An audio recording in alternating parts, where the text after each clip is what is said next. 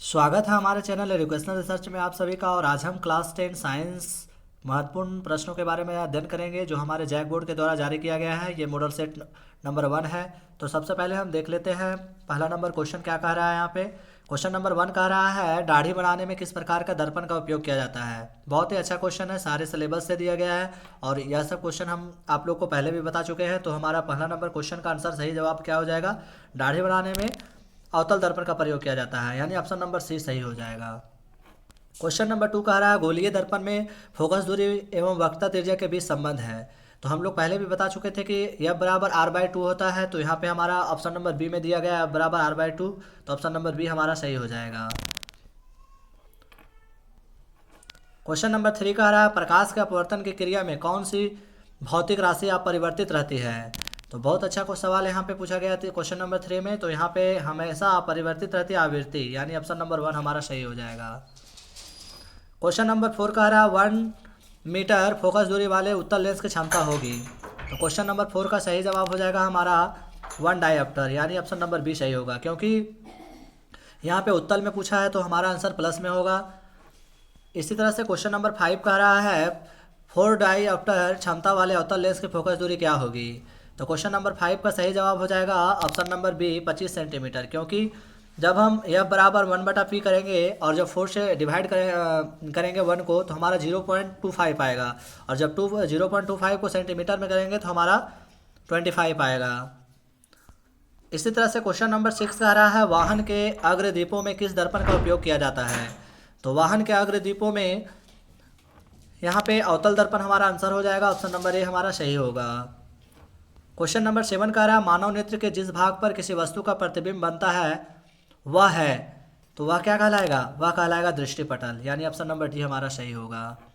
इसी तरह question number 8 कह रहा है सामान्य नेत्र का दूरबिंदु क्या है।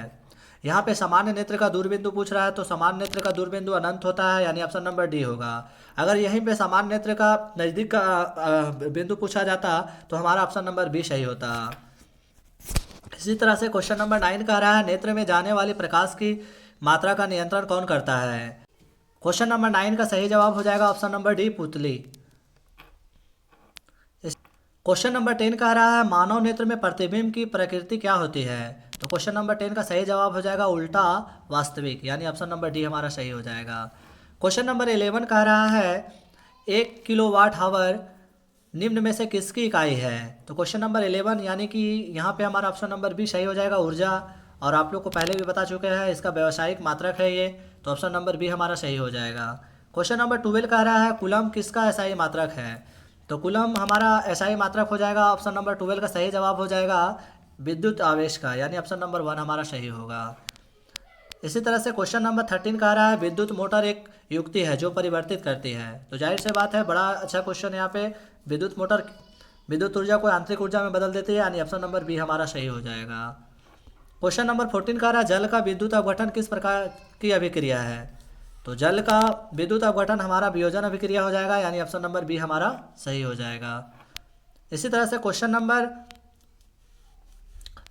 15 कह रहा है कॉपर ऑक्साइड प्लस हाइड्रोजन और संतुलित करने पर कॉपर प्लस हाइड्रोजन ऑक्साइड, यानी ओ का मात्रा इधर आ जा रहा है। तो इसमें हमारा पूछ रहा है कि दिए हुए अभिक्रिया में किस पदार्थ का उपचयन हो रहा है। तो उपचयन हमारा कौन सा हो जाएगा, हाइड्रोजन हो जाएगा, यानी ऑप्शन नंबर डी हमारा सही हो जाएगा। क्वेश्चन नंबर 16 कह रहा है दिए गए चित्र में किस प्रकार की अभिक्रिया हो रही है। नीचे कॉपर सल्फेट का विलयन है और लोहे का कील, जब इस तरह का आने की कॉपर सल्फेट और लोहे के कील को आने की जब हम संतुलित करेंगे तो हमारा जो अभिक्रिया है वो विस्थापित हो जाएगा। तो ऑप्शन नंबर सी में यहाँ पे दिया गया विस्थापन अभिक्रिया, यानी राइट आंसर सी हो जाएगा।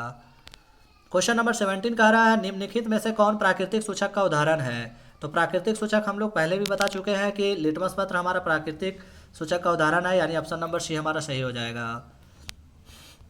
क्वेश्चन नंबर 18 कह रहा है किसी बिलियन का पीएच मान 10 है, वह निम्नलिखित में से क्या होगा।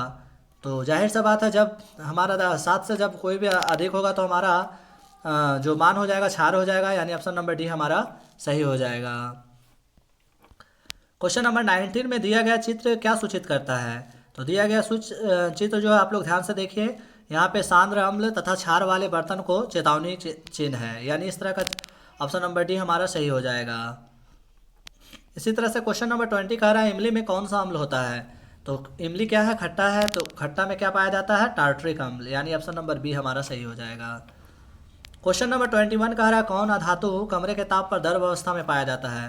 तो द्रव अवस्था में पाया जाता है, यहाँ पे पूछ रहा है अधातु, धातु पूछेगा तो हमारा पारा हो जाएगा, तो आप लोग मिस्टेक नहीं करिएगा, अच्छे से पढ़ के जाइएगा। यहाँ पे हमारा आंसर हो जाएगा ब्रोमीन, यानी ऑप्शन नंबर सी हो जाएगा। क्वेश्चन नंबर 22 कह रहा है निम्नलिखित में से किस पदार्थ का उपयोग अग्निशामक बनाने में किया जाता है। तो आप लोग को पहले भी बता चुके थे कि सोडियम हाइड्रोजन कार्बोनेट जो हमारा है अग्निशामक बनाने में किया जाता है, यानी ऑप्शन नंबर बी हमारा सही हो जाएगा।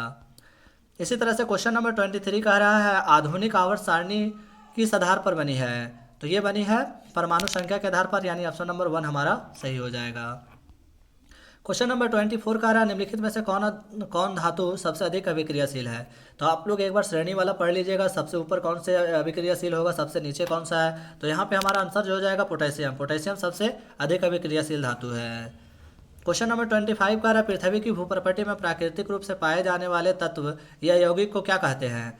तो सिंपल सा जवाब यहाँ पे कह रहा है खनिज है, जो भूप्रपट्टी के नीचे में पाया जाता है, प्राकृतिक रूप में पाया जाता है, तो ऑप्शन हमारा बी खनिज हो जाएगा।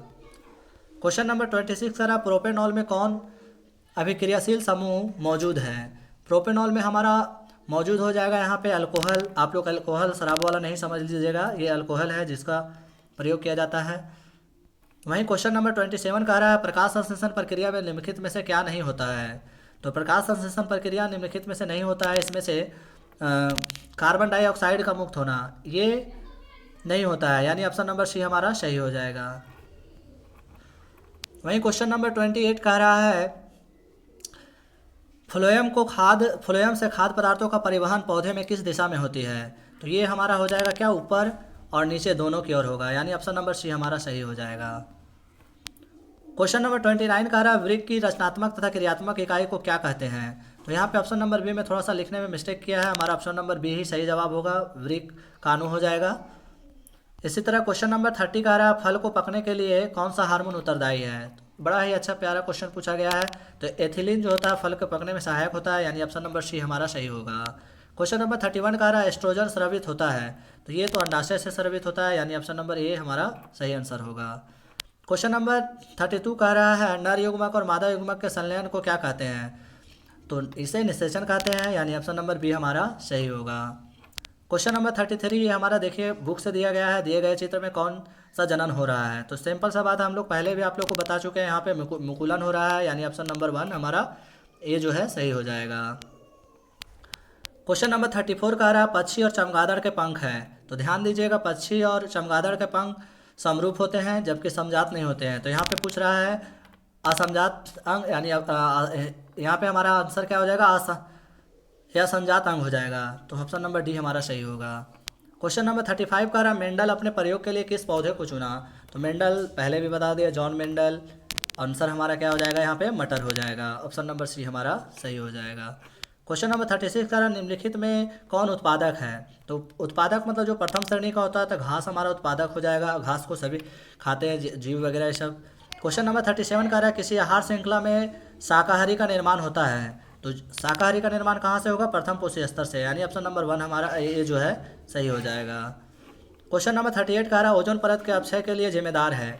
तो ओजोन परत के अपक्षय के लिए CFC क्लोरोफ्लोरोकार्बन, ओजोन परत की क्षति हमारे लिए चिंता का विषय है, क्योंकि ओजोन परत हमारे लिए सूर्य के पराबैंगनी किरण को एक अम्ब्रेला के भांति रोकता है, और पृथ्वी पर पड़ने से सूर्य का जो किरण है डायरेक्टली हमारे पृथ्वी पर नहीं पड़ता है। अगर यदि इसमें लगातार हमारा मानव क्रियाकलाप द्वारा अगर यदि प्रदूषित किया जाएगा तो ये हमारा क्या होगा, दिन प्रतिदिन इसका आकार जो है छिद्र बढ़ता जा रहा है। पहला 1980 के दशक में सर्च किया, उसके बाद फिर 85 में, फिर उसके बाद 90 के दशक में, तो इसमें क्या हो रहा है, हमेशा बढ़ोतरी हो रहा है, इसीलिए ये हमारे लिए चिंता का विषय है।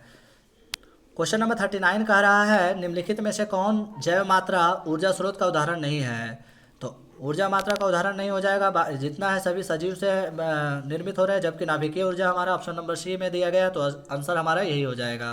क्वेश्चन नंबर 14 और आखिरी सवाल है मॉडल सेट 1 का, पवन ऊर्जा उत्पादन के लिए पवन की चाल न्यूनतम कितनी होनी चाहिए। तो न्यूनतम चाल होनी चाहिए 15 किलोमीटर हावर होनी चाहिए, यानी ऑप्शन नंबर ए हमारा सही हो जाएगा। तो इस तरह से हमने महत्वपूर्ण 40 प्रश्नों का हल किए हैं, और नेक्स्ट वीडियो में हम और भी जो मॉडल सेट निकले हुए हैं उसका जानकारी देंगे।